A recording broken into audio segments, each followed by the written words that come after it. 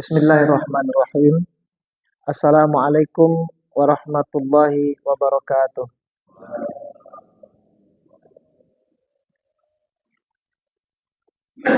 Alhamdulillahirabbil alamin wa bihi nasta'inu ala umuri dunya waddin. Wassalatu wassalamu ala asyrafil mursalin wa ala alihi wa sahbihi wa man tabi'ahum bi ihsanin ila yaumiddin, amma ba'd. Jamaah kaum muslimin dan ada muslimat ya. Semoga dirahmati Allah Subhanahu wa taala.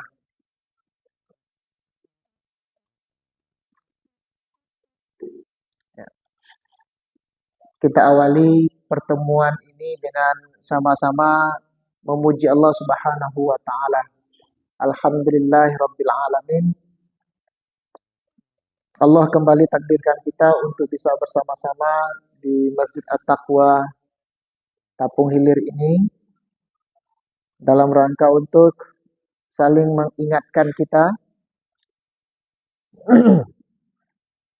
saling mengingatkan kembali terhadap kewajiban kita pada agama ini dan juga tanggung jawab kita dalam kehidupan kita sehari-hari. Wabil khusus saya bersyukur alhamdulillah bisa kembali lagi di Kijang Jaya ini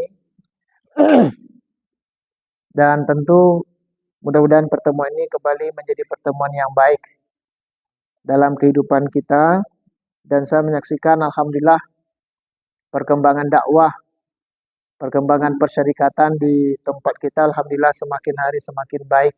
Ya, ini tentunya tidak terlepas dari pertolongan Allah Subhanahu wa taala.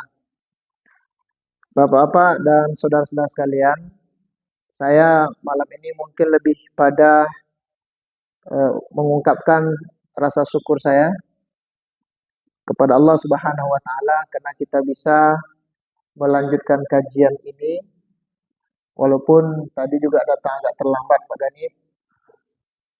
Seharusnya jam 10 tapi ada 3 acara yang dibuka tadi, ada acara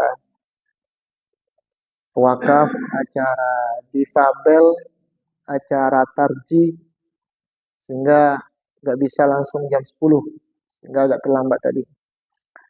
Bapak Ibu sekalian, Bapak-bapak sekalian yang rahmati Allah Subhanahu wa taala, saya mungkin tidak banyak menyampaikan kajian lebih dalam, tapi hanya sekedar mengingatkan kita semua bahwa Al-Quran ini memang memiliki kaidah. Ya, dalam Al-Quran itu penuh dengan kaidah kehidupan. 60% isi Quran itu sejarah. Akidah sedikit, dan di atas itu lebih banyak dikit daripada akidah adalah persoalan ibadah. Selain daripada itu urusan muamalah dan urusan, kalau bahasa kita adalah tentang kaidah kehidupan, bagaimana cara kita hidup. Nah, salah satu sejarah yang paling Allah sampaikan kepada kita dalam Al-Quran itu adalah bagaimana orang dahulu menghadapi situasi, menghadapi keadaan yang kalau kasat mata mereka nggak sanggup lagi menghadapinya. Tapi ternyata Allah berikan pertolongan sehingga dengan begitu akhirnya mereka sukses. Mereka yang kita sebut itu tidak lain adalah para nabi, ya, para nabi dan rasul. Sebab yang paling banyak ujiannya di dunia ini adalah nabi dan rasul. Dan di antara nabi dan rasul itu ada lagi yang paling banyak ujiannya, itu top of the top. Ada 5 orang namanya ulul azmi. Kenapa ulul azmi yang termulia? Karena rupanya cobaan mereka juga besar. Semakin tinggi cobaan yang dihadapi oleh para nabi, maka kemuliaannya juga semakin tinggi. Nah, maka ini yang akan kita ambil pelajaran. Nanti mudah-mudahan terakhir nanti masih ada waktu kita tanya jawab, baik masalah topik yang saya bawakan ini sebagai pengantar maupun topik-topik lain. Malam ini saya akan coba bacakan surat Al-An'am. Ya. Kita ulangi surat Al-An'am. Kita mulai dari ayat 81. A'udzubillahi minasyaitonirrajim. Wa kaifa akhafu ma asyraktum wa la takhafuna annakum asyraktum billah ma lam yunazzil bihi 'alaikum sultana fa ayyul fariqaini ahaqqu bil amn in kuntum ta'lamun. Ayat ini jamaah sekalian mengajarkan kepada kita satu sikap ketika kita menghadapi persoalan. Dunia ini ada dua kelompok. Orang yang senantiasa berjalan di atas kebenaran, yang kedua adalah kelompok yang berada selain daripada itu, yang di luar kebenaran. Tetapi dalam hukum alamnya, mana biasanya orang yang lebih merasa aman atau mana orang yang lebih merasa terancam? Di atas kebenaran kah atau di atas katakanlah yang tidak benar? Di dunia ini mana yang merasa nyaman? Orang salah kah atau orang yang benar?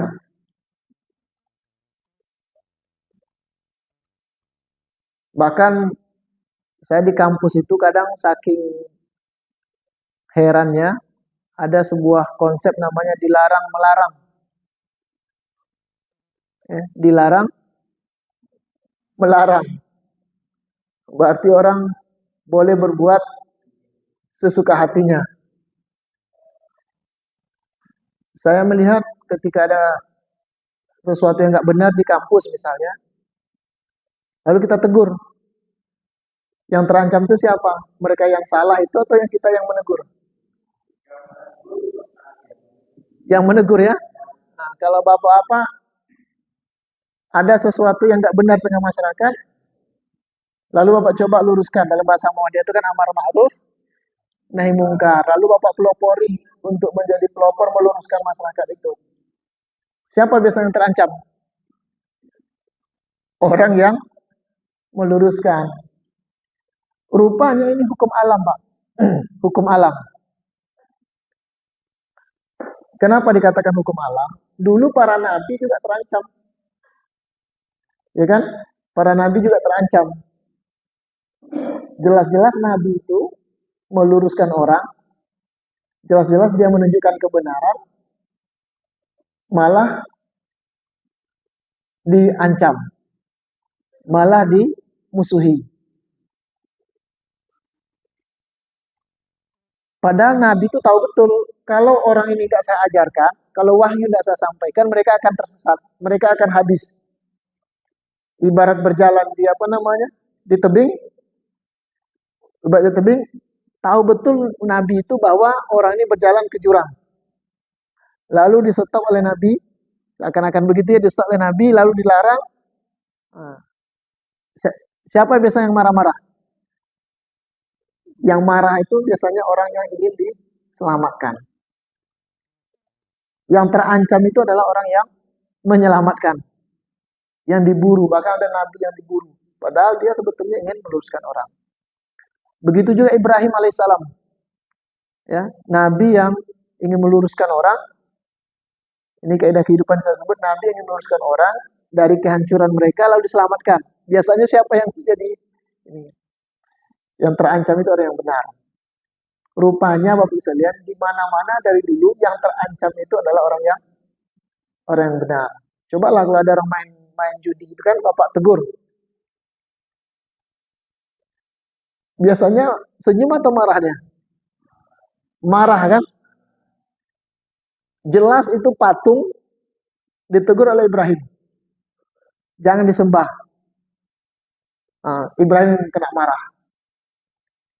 Tetapi Allah ajarkan kepada Ibrahim ini. Supaya apa? Supaya orang yang berjuang di atas kebenaran itu tidak merasa bersalah dan tidak merasa terancam. Justru mereka lah yang paling aman. Ini yang saya maksud kaidah kehidupan itu. Kadang-kadang di sekolah juga kita buat yang benar, orang marah dengan kita. Tapi kalau kita biarkan saja, orang senang. Maka kalau kita banyak ikuti perangai orang, orang suka pada kita. Tapi masyarakat ini bisa melenceng. Maka dalam ayat ini Allah sebutkan, wa kaifa akhafu ma asyraktum. Ini adalah jawaban Ibrahim ketika dia terancam. Petunjuk Allah kepada Ibrahim supaya sampaikan kepada kelompok-kelompok yang tidak mau dibenarkan hidupnya. Kelompok-kelompok yang bertahan di atas kesalahan. Wa kaifa akhafu ma asyraktum. Wahai masyarakat, bagaimana mungkin aku takut? Wa kaifa akhafu, bagaimana mungkin aku takut ma asyraktum, terhadap apa yang kalian persekutukan, terhadap apa yang kalian syirikkan itu, terhadap apa yang kalian sembah selain daripada Allah. Bagaimana mungkin aku takut? Wala takhafuna annakum asyraktum billah. Sementara kalian saja jelas itu yang syirik, kalian tidak takut pada Allah. Ini kan logikanya dahsyat sekali. Bagaimana mungkin aku takut kepada sesembahan yang kalian buat untuk menandingi Allah, ya, yang kalian syirikan, sementara kalian saja tidak takut pada Allah terhadap sesembahan yang kalian buat. Nah, itu dialog Ibrahim. Malam yunazzil bihi alaikum sultana, yang semua itu argumentasi kalian, tradisi kalian, perilaku kalian itu tidak ada dasarnya. Nggak ada berdasar, tapi merasa hebat, petantang, petenteng, merasa hebat. Padahal di atas orang kebenaran itu merasa terancam. Maka kata Allah, fa'ayul fariqaini ahaqqu bil am. Di antara dua kelompok tadi itu, orang yang meluruskan orang syirik atau orang yang berlaku syirik. Manakah kedua kelompok itu yang aman? Kata Allah Subhanahu wa taala, in kuntum ta'lamun. Jika kalian betul-betul mengetahui. Di ayat berikutnya Allah katakan, alladzina amanu. Nah, ini prinsipnya. Adapun orang-orang yang serius beriman kepada Allah Subhanahu wa taala. Bukti seriusnya apa? Walam yalbisu imanahum bizulmin. Dia tidak mencampur adukkan iman mereka dengan kezaliman. Kezalimannya dengan kesyirikan dan sebagainya. Orang-orang yang beriman, kalau yalbisu itu apa namanya? Dirompi. Rompi ini apa namanya? Disarungkan. Kalau ada kedai dah lama, lalu dibuat rompi di depan, dibuat tata, seakan-akan yang lama itu jadi terlihat baru. Itu namanya rompi, ditutup. Nah, itu yalbisu. Jadi adapun orang yang beriman, walam yalbisu imanahum, dan mereka tidak mencampur adukkan iman mereka dengan kezaliman, ulaika lahumul amnu. Mereka lah sebetulnya yang paling aman, kata Allah Subhanahu wa taala. Rupanya orang yang paling aman dari dua kelompok tersebut bukan orang yang pelaku kejahatan, tapi adalah orang yang berbuat kebaikan, wahum muhtadun, dan mereka mendapat petunjuk. Nah, ayat berikutnya saya lanjutkan dulu. Wa tilka hujjatuna atainaha Ibrahim ala qaumi. Alasan itulah yang Allah downloadkan. Kalau download itu apa namanya? Allah masukkan dalam pikiran Nabi Ibrahim. Rupanya kalau sudah Allah masukkan logika ini, walaupun dia sendiri, Ibrahim itu jadi berani. Kan masih ingat dulu dalam ayat-ayat berikutnya, ketika Ibrahim memperbaiki sistem masyarakat, dalam Quran diceritakan ketika dia robohkan patung-patung sembahan itu, lalu kampak yang digunakan untuk merobohkan patung itu, kampak ya, digantung kepada berhala yang sangat besar. Nah, nanti ketika dia marah, Ibrahim kan pertama logikanya apa? Logikanya siapa yang antum? Apakah kau yang membuat Ibrahim? Kata Ibrahim, tidak. Coba tanya kepada yang besar. Rupanya logika Nabi Ibrahim tersebut belum membuat orang itu puas. Dan Ibrahim merasa terancam. Karena perbuatan dia yang membenarkan masyarakat itu, dia terancam. Lalu berdebat, akhirnya dimainkan logikanya. Coba, di mana kampak itu sekarang? Kalau kampak itu berada di yang besar, berarti jangan-jangan yang besar ini yang menghancurkan yang kecil. Itu cara Ibrahim untuk berdialog dengan orang-orang bodoh. Tapi akhirnya apa? Mereka mengancam Ibrahim. Apa ancamannya itu mau dibunuh dan akhirnya mau dibakar. Nah, pada waktu itu mental perlu diisi. Jadi rupanya kita nih pejuang-pejuang dakwah, pejuang kebenaran itu kadang-kadang soal juga mental kita nih. Apa namanya? Turun juga dia. Situasi ini membuat kita turun. Semangat kita bisa turun. Karena dipengaruhi oleh sistem orang mendiskreditkan kita, orang marah, apalagi di Muhammadiyah nih. Kalau kita di Muhammadiyah ini, kalau berbuat kita pasti salah. Tapi kalau tidak berbuat, benar terus. Kalau berbuat pasti ada salahnya. Nah, orang mengerti kita. Tapi akhirnya apa, Bapak sekalian? Kita merasa terancam. Ibrahim juga begitu. Dan diskreditkan oleh masyarakat. Tinggal dia sendiri. Nah, di saat dia sendiri itu bertahan di atas kebenaran itu, Allah ingin balikkan logika Ibrahim itu. Seakan-akan, wahai Ibrahim, bukan kau yang terancam, bukan kamu yang boleh terancam. Justru yang aman tuh kamu. Kalau bahasa kita, gimana mungkin saya aman ya Allah? Sementara mereka mendiskreditkan saya. Maka kata Allah, katakan pada mereka bagaimana mungkin akan saya takut kepada kalian, sementara kalian saja tidak takut pada Allah Subhanahu wa Ta'ala. Inilah yang dipakai oleh para nabi. Maka disebut watilka hujjatuna atainaha Ibrahim. Seperti itulah kami mengajarkan, memberikan hujjah, akal pikiran, argumentasi kepada Nabi Ibrahim ala qaumihi ketika mereka berdebat dengan kaumnya. Justru yang membuat maksiat itu yang mestinya tidak merasa aman, yang terancam. Kok saya pula yang mestinya yang salah itu yang terancam. Kok kenapa orang yang mengislah? Nah, ada salah, ada islah. Kalau salah itu nggak benar. Kalau islah itu berlaku membuat memperbaiki. Islah itu artinya membuat kebenaran, memperbaiki. Nah, yang salah dan yang islah. Yang benar itu adalah yang islah. Itu yang disampaikan oleh Allah kepada Nabi Ibrahim alaihissalam. Lalu disebutkan di sini narfa'u darajatin man nasya. Hujjah itulah akhirnya yang membuat argumentasi itulah yang membuat orang-orang diangkat oleh Allah. Kami mengangkat berapa derajat terhadap orang yang kami sukai. Maksudnya siapa? Nabi.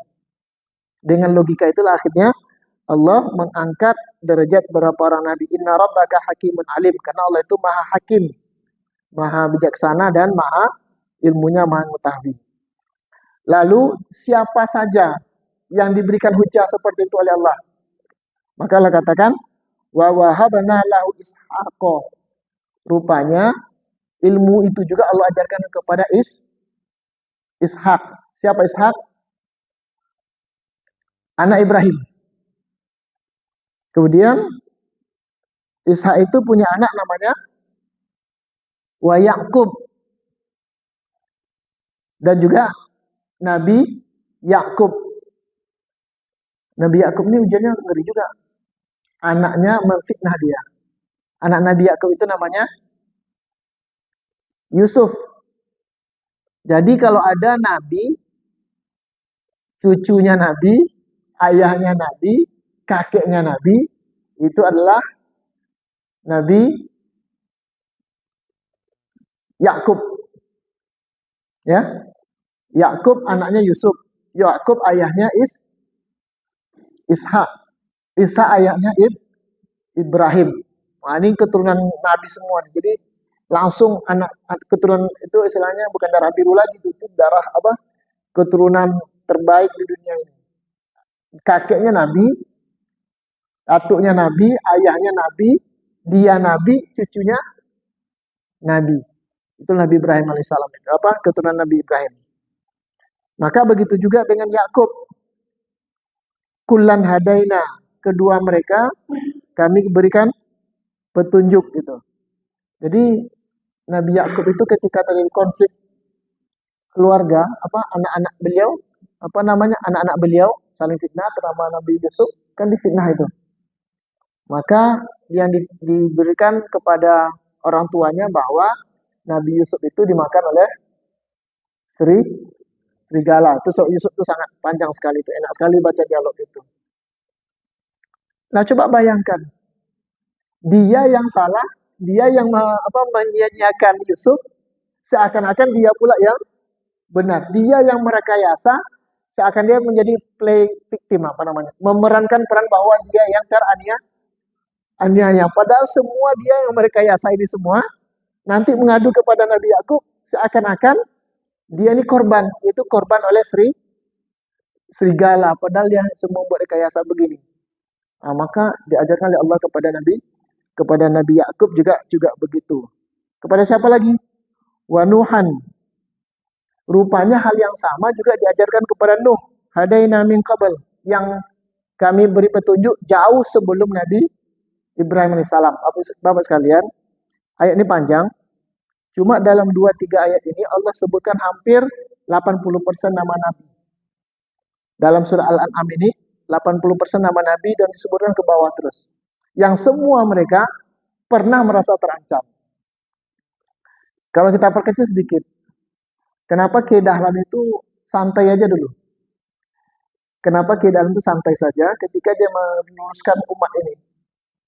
Ketika membuang bid'ah, ketika membuang syirik, membuat tradisi yang baik, membuat sekolah yang baik, dia diancam kan? Diancam rupanya, Bapak, kalau kita mau tidak terancam oleh masyarakat, jangan ikut Nabi. Jangan ikut jalan para Rasul. Kalau begitu kita deklarasikan Muhammadiyah, mengikuti Rasul, mengikuti Nabi, pasti di tengah masyarakat kita merasa terancam. Itu hukum alam, Pak. Itu yang saya maksud itu. Itu hukum alam. Karena Nabi dulu terancam, juga kalau kita lanjutkan perjuangan Nabi itu, pasti juga terancam. Kalau ada dakwah yang tidak merasa terancam, kalau ada perbaikan masyarakat, ada dakwah yang membuat orang nyaman saja, tak pernah ada orang merasa terganggu, hati-hati, itu bukan dakwah para Nabi. Paham kan? Kalau ada ajaran agama yang apabila kita sampaikan itu masyarakat nyaman aja. Masyarakat tenang saja, masyarakat sukaria. Hati-hati. 2 saja. Kalau tidak masyarakatnya rusak, berarti dia yang rusak. Sebab orang yang baik itu Pak selalu sedikit. Orang yang memperbaiki itu selalu sedikit. Maka ini kaidah yang pertama menurut saya di dalam Al-Quran ini. Kalau kita memperbaiki, kalau di Muhammadiyah memperbaiki itu kan bukan hanya memperbaiki melalui lisan, tapi memperbaiki sistemnya. Kalau ada orang marah dengan kita, berarti ada can, bahasa Melayu ada can, ada kemungkinan kita berada pada posisi yang benar. Apa yang mesti kita lakukan di situ? Kita lakukan di situ adalah kita balikkan logika kita, bukan saya yang terancam, justru kamu yang terancam. Saya mestinya yang aman. Cuma kadang Pak tidak mudah, tidak semudah pengajian ini. Tidak semudah menyebut pengajian ini. Kenapa? Karena ketika kita serius untuk melakukan dakwah itu, dakwah mimbar ini jauh lebih mudah daripada dakwah yang saya ingin kasih contoh Pak yang lebih contoh ini kan Quran nih. Saya contoh konkret saja. Dulu pernah saya sampaikan sini. Bapak merasa ketika membahas wakaf dulu, ingat ya, saya masih bicara masalah wakaf dulu. Bapak merasa biasa-biasa saja enggak wakaf itu? Kita bicara wakaf nih, umat Islam ini kita berikan pencerahan tentang wakaf. Kita merasakan wakaf itu biasa-biasa saja kan? Itu menahan harta berikan kepada umat. Tapi Pak ketika itu saya kaji dan sampaikan di khalayak lebih luas, orang marah Pak. Kalau di tengah masyarakat biasa supaya wakaf orang nggak marah. Kalau di tengah yang luas orang marah. Di tengah masyarakat lebih luas orang marah. Kenapa Pak? Salah satunya rupanya kalau terus tiap hari kita perbaiki wakaf umat ini, maka orang-orang yang membuat sistem ekonomi yang nggak benar itu merasa terancam. Sehingga apa? Kita yang disalahkan. Saya ulangi lagi. Bagi orang biasa, wakaf itu Pak hanya pahala berwakaf begitu saja, berderma begitu saja. Tapi kalau kita seriuskan wakaf ini Pak, dunia akan marah. Nanti saya kasih contoh. Kenapa dunia marah? Rupanya kalau ini kita perbaiki sistem ini dengan wakaf, maka sistem yang mereka bangun selama ini dengan riba, dengan kapitalis dan macam-macam itu akan bubar, Pak. Kenapa? Karena dengan wakaf. Maka ketika saya dulu biasa saja menyampaikan wakaf, tapi tiba-tiba ada orang praktisi ini marah dengan saya, jangan terlalu ekstrim. Padahal kita hanya menyampaikan wakaf gitu. Begitu orang marah, ketika kita kaji wakaf, telah bisa menggantikan sistem-sistem dunia dan ke sistem kapitalis, sistem riba ini baru kita ingat, oh wajar lah. Kenapa Nabi dulu memproklamirkan mempromosikan jual beli dan melawan riba. Rupanya begitu. Jadi kaidah ini Bapak sekalian, kalau kita ingin serius mengembangkan agama, kalau kita serius istiqomah dalam berdakwah, membesarkan persyarikatan, tentu dengan pemahaman yang dulu pernah kita kaji di sini, ya yang pertama akan kita rasakan itu kita didiskreditkan oleh orang. Kita dikucilkan oleh orang. Kita dimarah-marah oleh orang. Kenapa? Karena kita ganggu ketidaknyamanannya itu. Kita ganggu. Kita buat ini yang betul, ini yang salah, ini yang betul. Maka orang marah. Nabi juga begitu. Maka ketika itu terjadi, yang pertama kita lakukan itu justru kita tanamkan dalam diri kita, masa saya yang memperbaiki, saya pula yang salah. Mereka yang salah itu merasa benar. Yang aman itu adalah kita. Gitu. Itu logika disampaikan para aktivis dakwah, Pak. Ini logika yang harus disampaikan. Kalau enggak, udah bubar kita semua. Ya. Kalau tidak ada lagi orang yang berani beramar ma'ruf nahi mungkar dalam artian yang sesungguhnya. Itu kaidah yang pertama.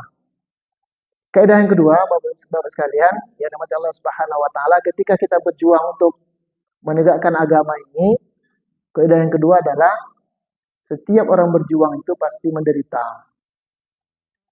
Setiap orang berjuang itu adalah menderita. Itu pasti, Pak. Apa contohnya? Dulu ketika perang yang kalah umat Islam di perang apa? Uhud. Ya, di perang Uhud awalnya menang, akhirnya kalah. Nabi duka.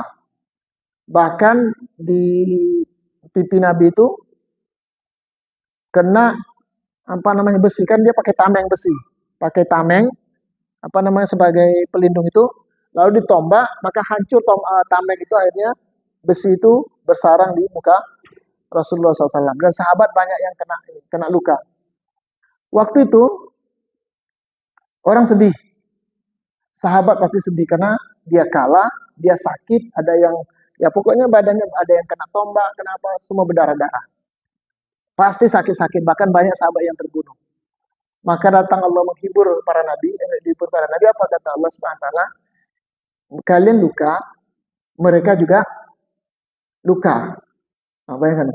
Jangan kalian sangka kalian saja yang luka. Rupanya pejuang kejahatan itu Pak juga menderita.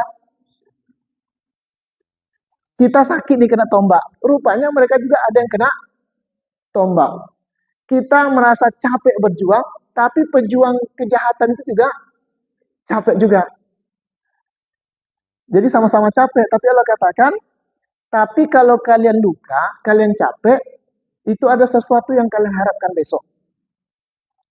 Kata Allah, ada sesuatu yang kalian harapkan besok. Sementara mereka luka itu ya betul-betul luka, nggak ada apa-apa. Paham maksudnya? Jadi mendengar itulah akhirnya para sahabat kembali semangat. Kalau kalian merasa capek, mereka juga namanya perang. Kalau kalian merasa sakit, mereka juga sakit. Tetapi sakit kalian ini adalah dalam rangka mengharapkan sesuatu dariku, kata Allah. Sementara sakit mereka itu adalah sakit yang hanya bersifat duniawi. Inilah akhirnya yang membuat kita nggak boleh lemah, nggak boleh merasa kalah, merasa patah atau tidak istiqomah di atas perjuangan dakwah ini. Apalagi di kampung-kampung kita, apalagi di masyarakat kita, ya dalam berdakwah itu tidak ada semuanya nyaman. Dalam menegakkan perserikatan tidak semua nyaman. Tapi Pak, ini sedikit saya ceritakan, kalau kita bandingkan pengorbanan kita dengan saudara-saudara kita atau para senior kita, itu tidak seberapa, Pak Santoso, belum seberapa. Saya ini, Pak, sejelek-jelek kampung itu, masih ditunggu loh ketua PWM itu ke kampung. Masih ditunggu. Artinya kita kan merasa nih berdakwah nih. Tapi sejelek-jeleknya kita nih masih ada yang nunggu kita di tempat dakwah kita. Masih ada Pak ini melayani kita. Masih ada. Tapi senior-senior kita Pak, ketika mengembangkan pertama sekali dakwah ini betul-betul menderita. Betul-betul menderita. Pergi ke suatu daerah, tidak ada orang yang menyambut. Tapi justru orang yang menolak. Saya punya kasus cerita betul lah di Meranti dulu. Di apa namanya?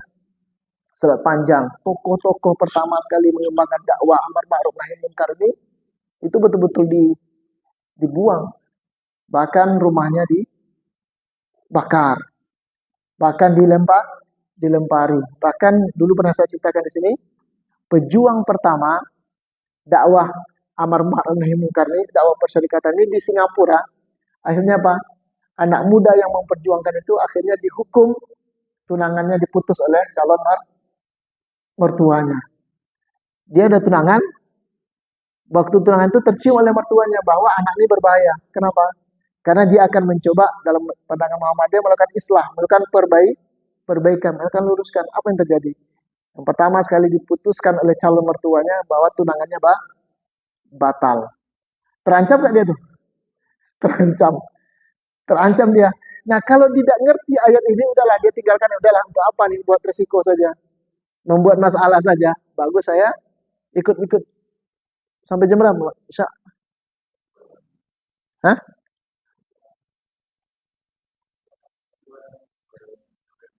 Belum ya? Belum, oke. Nah kalau orang seperti itu nggak ngerti ayat ini, udahlah, dia tinggalkan dakwah. Ngapain buat susah saja? Kok seperti saya memperbaiki mereka, meluruskan tradisi-tradisi yang nggak benar di tengah mereka, supaya mereka ikut kepada apa yang Allah ajarkan, kepada Muhammad ajarkan. Kok saya pula yang ada risiko? Kok saya pula yang dikucilkan? Untunglah orang dulu itu tahu ini. Akhirnya apa? Alhamdulillah, sekarang di Singapura itu gerakan dakwah, terutama manhaj Muhammadiyah, itu sekarang bisa diterima dengan baik oleh masyarakat di Singapura. Pelajaran yang saya ambil itu, andaikan dia berhenti pada waktu dia dikucilkan itu, andaikan dia berhenti pada waktu dia mendapat serangan dari masyarakat itu, berhenti berdakwah, maka perkembangan Muhammadiyah di Singapura tidak akan sebagus hari ini. Begitu juga Nabi ketika dilempar di Taif dulu ya, dilempar ke Taif. Kalau sekarang ke Taif itu Pak, ya pergi rekreasi, pakai naik apa? Naik apa Pak Gani? Kereta gantung. Orang sekarang pergi ke Taif itu Pak, pergi senang-senang, rekreasi. Nabi dulu pergi Taif itu pergi menderita. Tapi berhenti kan Nabi? Tidak. Ketika Nabi tersiksa di situ, datang malaikat untuk menawarkan kepada Nabi, wahai Muhammad, mau enggak kau? Rela enggak kau angkat ini? Kalau pernah yang ke Taif itu, bukit itu, kampung Taif itu di sana jauh. Diangkat ini, dilempar. Kenapa? Karena Nabi merasa diancam oleh mereka. Tapi kata Nabi, saya enggak mau. Kalaupun andai hari ini mereka tidak menerima dakwah ini, hari ini mereka tidak pernah dakwah, mana tahu dari sulbi mereka, dari anak keturunan mereka, muncul orang-orang yang menerima dakwah saya pada hari ini. Buktinya apa? Hari ini 100% manusia di Taif itu muslim. Itulah hasil dakwah dari para nabi. Begitu juga kalau kita berhenti mungkin tidak sampai risalahnya, Pak. Kalau kita tidak semangat atau merasa terancam langsung berhenti, tak akan sampai dakwah ini kemana-mana. Ini yang sekarang perlu kita buat, sebab kalau sekarang cara ngancamnya macam-macam Pak. Kalau dulu fisik, kalau sekarang secara politik, nggak dikasih tempat, nggak dikasih macam-macam gitu.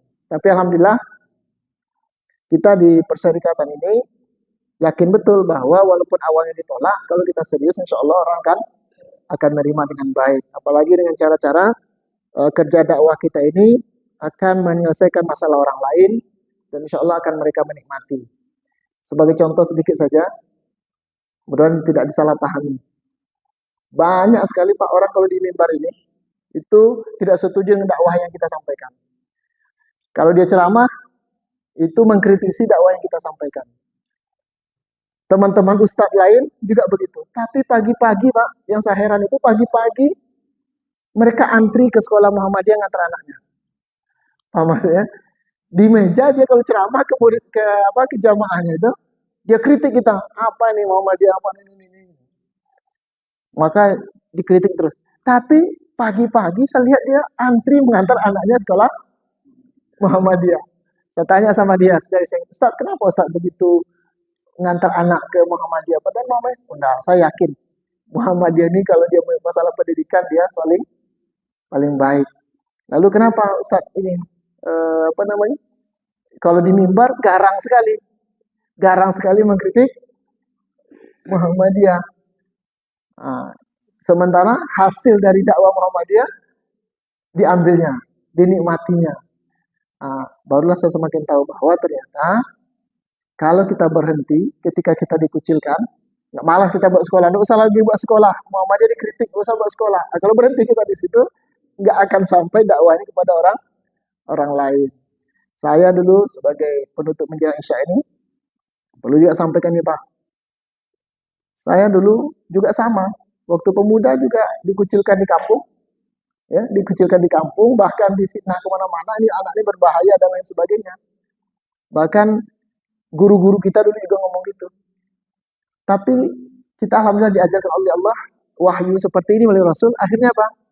Semua anak-anak guru yang dulu marah pada saya, yang dia merasa terancam oleh saya, dan saya juga diancamnya dengan berbeda cara dakwah.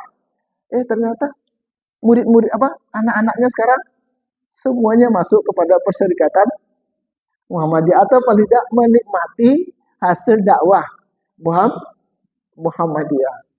Inilah salah satu sekelumit tentang bagaimana kita harus semangat untuk berdakwah, dan dalam proses kita dikucilkan, yakinlah bahwa yang justru terancam itu mereka, bukan kita, karena kita berada di atas kebenaran yang kita yakini berdasarkan apa yang diajarkan oleh Allah dan dicontohkan oleh Rasulullah Sallallahu Alaihi Wasallam.